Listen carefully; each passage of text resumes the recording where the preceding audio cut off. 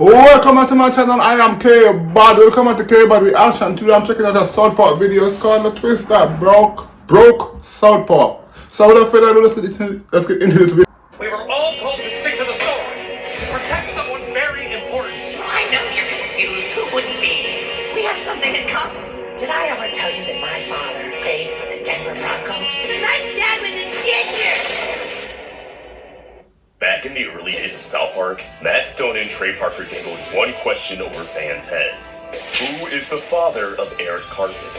This question was brought to the forefront in the Season 1 finale, before being resolved in the Season 2 premiere. Will not be seen tonight, so that we can bring you the following special presentation. Before being resolved in the second episode of Season 2. Except not really. That was a lie. The true identity of Cartman's father would be kept under wraps for 185 more episodes, over the course of 12 years. I don't even watch Southpark. And what is hands down my favorite two-part episode of Southpark to this very day, which just happens to be the two-parter banned from the United States. This is a story of tragedy, how Eric Cartman's quest for truth was undermined by his own actions. Because Cartman's father was killed, cooked into chili, and fed to Cartman's half-brother by Cartman himself. That's right, Scott Tenorman's dad is Eric's father, and Scott Tenorman is his brother, elevating his habit of self-destruction to a brand new level. This is a deep dive into one of the most infamous events in Southpark history. A saga that will forever live in my memory as one of the greatest stories they've ever told. This is the story of 200 and 201. The time Southpark almost started a war. What do you mean Bloom's already made a video on this? Aw, dude, I've been wanting to talk about this for like a year, with the same title and everything. I was there, man. Yeah, I know I should have just made it sooner then. No need to sass me. Not like I'm blaming it on him, jeez. Ugh, whatever. I'll just talk about the Tenorman kids since that's all I really cared about in the first place. Also, Blooms, with all due respect, I haven't watched all of your video on this yet, so I could write the script about any possible influence. I'm sorry, I'll buy you Wendy's or something.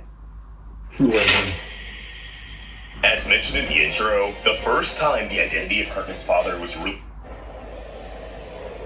you rhyming? Hey Google, take a selfie.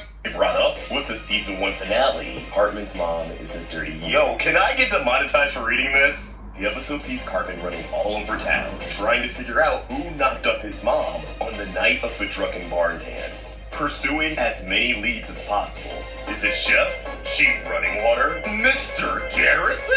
Well, as Cartman discovers, it could actually be anyone, because Lyanne has gotten around. God damn, yeah. After some more shenanigans involving the crew of America's Most Wanted, the episode claims that Mrs. Cartman is actually intersex and that she knocked up another woman. Eric's father is his mother, and his other mom is, side note, revisiting these episodes for this video had to be the first time I watched very early South Park. I thought he was Eric's father. Elementary school, maybe? Middle school at the least. I don't know. I don't need to watch Southpark, so I don't really know. These seasons were. Southpark I don't go watch compilation. That's part of why I love it so much. But remember how often Cartman would just yell at this poor little cat half of the time for no reason? Actually, remember the intro for Season 5 that was aggressively 2000s and ended with that live-action explosion? Fam, why the fuck did you do this? I think fans always remain skeptical of the answer they gave us around Cartman's dad. Or were just straight up unsatisfied, so the team behind Southpark decided, you know what? Fine. Let's give them something better. Something crazy. And they waited for the perfect occasion. Man, I'm really bummed that 200 and 201 pretty much have no shot at reruns or making it to streaming. They've been removed from most releases of the Season 14 DVD and Blu-ray, and because of their inaccessibility to the public, there's a very low chance that these episodes will ever be referenced in universe. Which really blows, because of the big twist with Cartman. For the uninitiated, the 200 episodes saw Tom Cruise assemble nearly every celebrity that Southpark has ever made fun of to sue the town with a class action lawsuit, providing some pretty on-the-nose meta commentary. That town thinks they can say whatever they want about people and get away with it. The only way Cruz is willing to drop They do say whatever they want about people. to introduce him to the I guess they kind of got already. whose appearance would be They don't give a damn. As depictions of Muhammad have become much more controversial in the years since South Park's take on him in Season 5, Super Best Friends. So, in the context of South Park itself, Muhammad can no longer be made fun of. A power that any celebrity who's been mocked by the show would kill to have. And that power is exactly what Cruz is after. Wanting to harness Muhammad's goo, yes, that's what I said, so that he too can evade being made fun of by South Park ever again.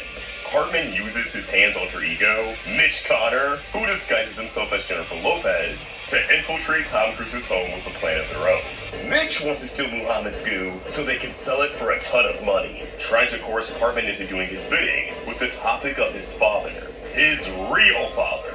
But Mitch, Cruz, and the celebrities of South Park aren't the only ones who are after this power, as soon another opposing force makes their way onto the scene. Our time is near. Soon gingers will never be made fun of again. The day of reckoning is finally upon us. Okay, so Ginger Kids is a Season 9 episode that explores Cartman's beef with gingers. You know, the episode Ed Sheeran hates. Cartman pretty much treats all gingers like vampires, but in his own racist Cartman way, so the boys play a prank on him by giving him a makeover in his sleep, gaslighting Cartman into thinking that he himself is a ginger. And how does Cartman respond? Does he have a moment of clarity, realizing that he shouldn't treat people who look different from him so poorly? No! He forms the Ginger Separatist Movement that promotes ginger supremacy, planning to eradicate every non-ginger on Earth. And somehow, after realizing he's not actually ginger, as far as he knows, Cartman's actually able to sing his way out of the situation. But I guess all the ginger kids kept getting bullied after this episode. Pandemonium breaks out across South Park. Cartman is crazy. You don't give a damn.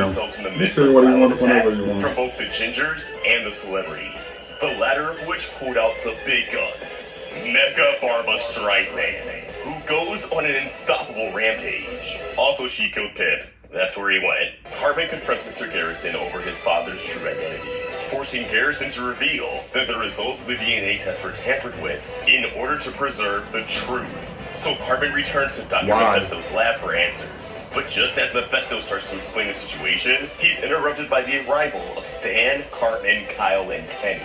Kyle proposes cloning Muhammad so that both the gingers and the celebrities get what they want, which Mephisto seems pretty game for. But then the gingers pull up, kidnapping the boys and Muhammad. Cartman's separated from his friends as he's brought to an eerie yet familiar setting, a Chili Con carnival, hosted by the leader of the new Ginger Separatist Movement, the one and only Scott Tenorman. Scott Tenorman Must Die is an iconic episode from Season 5 that doesn't really need much recapping. Cartman buys what he believes is his first pubes from high school freshman Scott Tenorman, only for the boys to explain that pubes grow on their own and Cartman's been scammed. After a constant back and forth of Cartman trying to get his money back and eventually just trying to humiliate Scott in general to level the playing field, the 9-year-old orchestrates what's still his most heinous plan to date, a chili cook-off, while Scott believes Cartman's trying to set him up with a free pony ride, where the pony would try to bite his wiener off. Cartman's true intentions are much more sinister, manipulating Scott into sending his parents off to their own demise, where Cartman would then take their dead bodies and cook them into chili, feeding that chili to an unsuspecting Scott, who has a complete breakdown once Cartman pulls back the curtain. Yeah, this is still one of the most out-of-pocket things I've seen in a TV show. Embracing his Joker arc, the deranged Scott Tenorman reveals that he spent a long time in a mental institution after Cartman fed him his parents. Time that he spent plotting his revenge. But along the way, he uncovered a shivering truth. Gathering everyone who once lied to Cartman into the same room once again, Scott forces them to explain the reality of the situation. Lyanne had an affair with a Denver Bronco, getting pregnant with Cartman as a result. But because the Denver Broncos were having a really good season that year, it was in the team's best interest to cover this. LCB Senior Living combines your favorite resort with a stimulating mix of interesting people. All up. A plan that backfired horribly. as Scott mentions that his dad used to play for the Denver Broncos. It doesn't take much longer for Cartman to put the pieces together. His dad was Jack Tennerman. Cartman orchestrated the death of his own father and then proceeded to cook his father into chili, which he fed to his half-brother. Because Cartman is a psychopath who will go to any lengths necessary if it means winning a petty rivalry. Scott intends to exact his revenge by having Cartman eat a mystery chili of his own. Lord knows what's in there. But is thwarted by the arrival of the super best friends. Not wanting any smoke from the super best friends or the celebrities, Scott leaves on a jetpack, never to be seen again. Except at the end of one of the theme songs and this one Xbox 360 game that no one played. In the aftermath of this wild adventure, the boys try to console Cartman as he processes that major bombshell. But they're dumbfounded when Cartman reveals that he's only hung up on the fact that his dad was a ginger. He doesn't really care that he killed him and fed him to his own brother. Cartman, come on! Mitch manages to cheer Cartman up with the rationalization that although he's half ginger, he's also half Denver Bronco, which is pretty cool. What makes this the greatest plot twist in all of South Park for me is that although it clearly wasn't something they planned from the start, it still recontextualizes Cartman's actions in a meaningful way. When things blow up in his face, it's usually in that immediate episode. But Scott Tennerman, and to a lesser extent the Gingers, was infamously one of the few schemes that he walked away from unscathed and free of consequence. So for all of this to finally catch up with him through an insane domino effect, though oddly rewarding to see as a viewer. Not to mention, it's a way more satisfying answer to the mystery of Cartman's father. And although he isn't really fazed by being the one responsible for his dad's death, it still led to him finding out something he would never want to hear. That he's got ginger in his blood. Despite how twisted this whole thing is, I do find it neat that we can go revisit these episodes with an understanding of the bigger picture. I also love how many moving parts are involved for this twist to work, dating all the way back to season 1. As someone who's always been big on shows with long-running narratives and continuity, ever since I was a kid, I remember being absolutely blown away watching 201's only broadcast on television. Honestly, Matt and Trey need to just bite the bullet and bring the storyline back in some way. Everything with Muhammad can stay in 200 and 201, I get it, but it truly crushes me that so many fans don't even know about this plot twist because the episodes it's in are inaccessible on streaming, reruns, and DVD releases. I feel like Matt and Trey are sleeping on some golden storytelling opportunities with Scott and Cartman, so hopefully they wake up sooner rather than later and actually do something with it. But that's just my opinion, my own thoughts, and I want to hear yours. How do you feel about this development alongside episodes 200 and 201?